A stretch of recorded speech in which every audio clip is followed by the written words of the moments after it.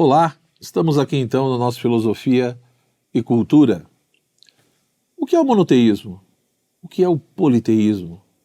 Você já pensou sobre isso?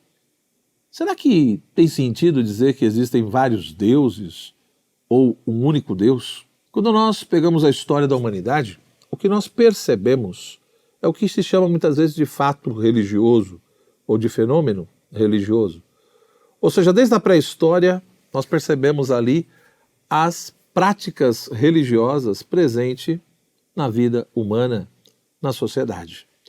E nesse processo todo, nós vamos vendo que, em alguns momentos, os seres humanos acreditavam na existência de um único Deus.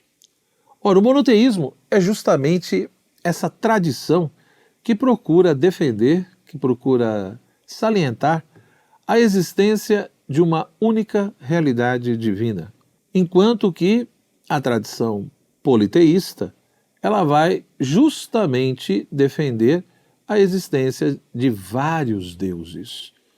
Então, nós, quando pegamos ali o mundo antigo, por exemplo, seja no contexto da Grécia, ou no contexto de Roma, ou mesmo de outros povos, nós percebemos a crença na existência de vários deuses. E dentre esses deuses, uns que têm mais poder, outros que têm menos poder, digamos assim. Na tradição monoteísta, nós vamos ter três grandes religiões, cada uma ao seu modo, que vão defender a existência de uma única divindade. Nós temos, em primeiro lugar, a tradição judaica.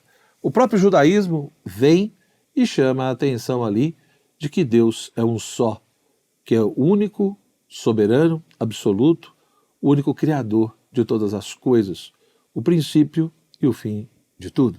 Depois, nós temos a própria tradição cristã, que também defende a existência de um único Deus. Porém, na tradição cristã, nós temos a fé, a crença na Santíssima Trindade.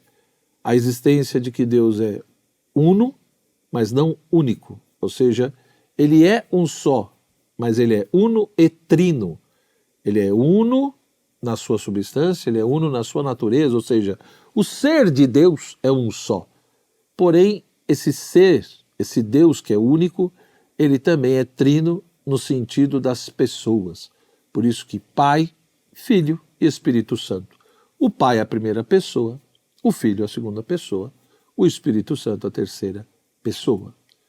Então nós não temos três deuses, nós temos um único Deus, uma única natureza humana que existe plenamente em três pessoas, o Pai, o Filho e o Espírito Santo, numa unidade profunda.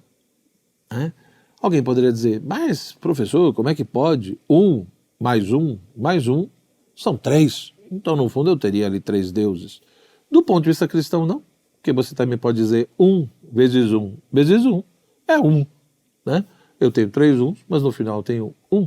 Então se quiséssemos aqui brincar um pouco com isso, então é óbvio que do ponto de vista cristão ali estaria um grande mistério que a gente entende com a razão até um certo ponto. Mas muitos vão salientar isso, ou seja, que Deus é um só, porém ele subsiste em três pessoas.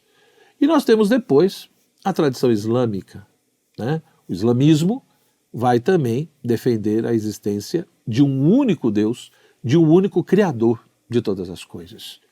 Então, nas tradições religiosas monoteístas, e principalmente dessas três religiões, nós temos esse tipo de fé, esse tipo de crença.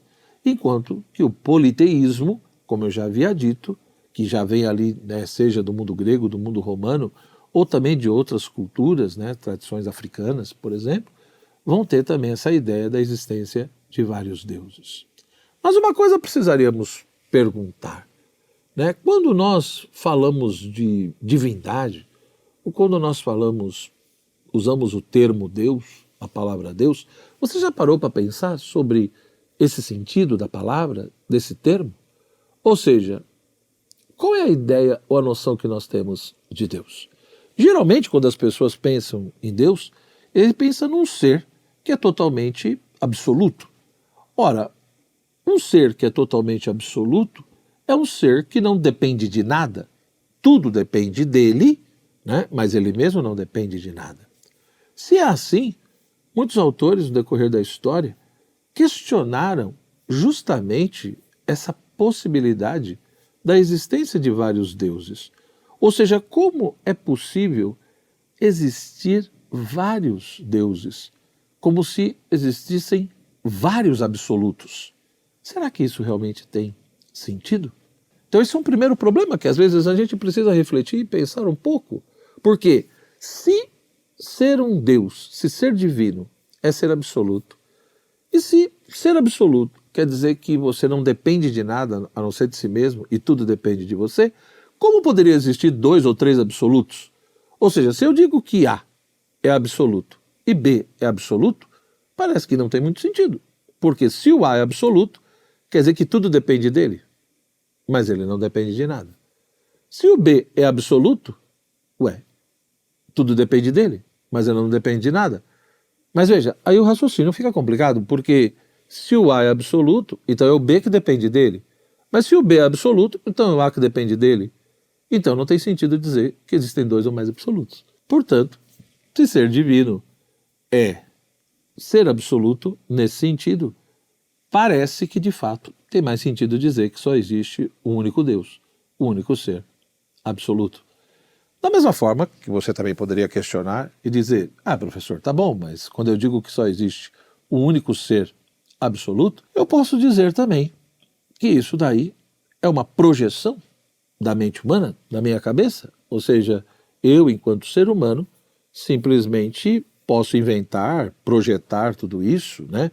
Devido aos meus medos, devido aos meus fracassos e às incompreensões, falta de conhecimento, eu posso dizer, então, que existe uma divindade, uma única divindade, que me criou, que me protege, que, enfim, me ajuda.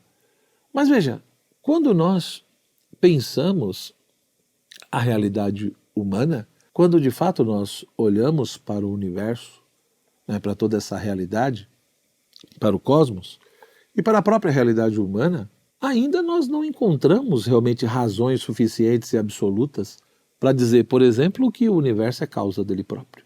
Da mesma forma que o ser humano não se fez, da mesma forma que ele, ou seja, eu de uma certa maneira recebi a minha vida, a minha existência, do meu pai e da minha mãe, como meu pai e a minha mãe receberam de outros. Então quando você pega o ser humano, a história da humanidade, você vê como que nós recebemos a nossa vida e a existência de outros seres humanos.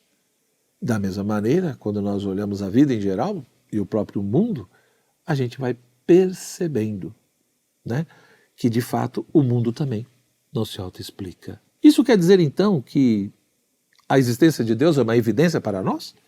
Não, não estou dizendo isso. O que eu estou dizendo é que talvez vale a pena pensar um pouco e refletir, Quem sou eu? O que é o mundo? De onde de fato nós viemos?